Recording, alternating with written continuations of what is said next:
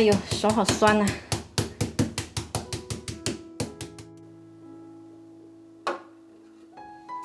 首先我们准备一个大一点的保鲜袋，然后把这个鸡胸肉呢放到里面来。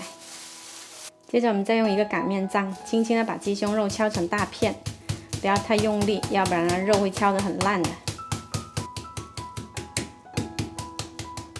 鸡胸肉打成薄片之后呢，撒点盐，我们给它调一下味，再来一点黑胡椒碎，然后翻过来另外一面也撒上盐跟黑胡椒碎。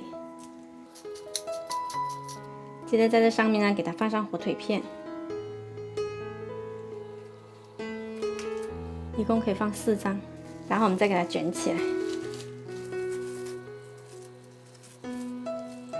卷紧实一点，然后再用保鲜膜把它卷紧实，放到冰箱里面冷藏半个小时，让它定型。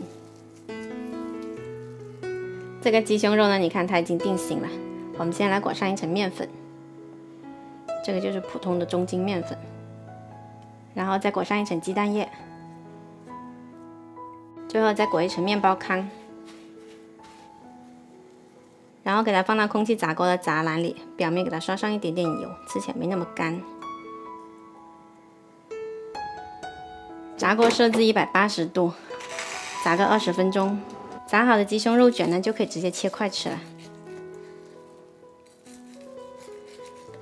哇，这里面满满的汁，特别鲜嫩。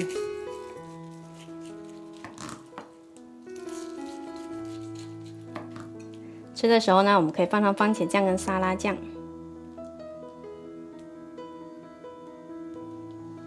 这款香酥鸡肉卷啊，它吃起来外皮酥脆，里面又鲜嫩多汁，特别好吃哦。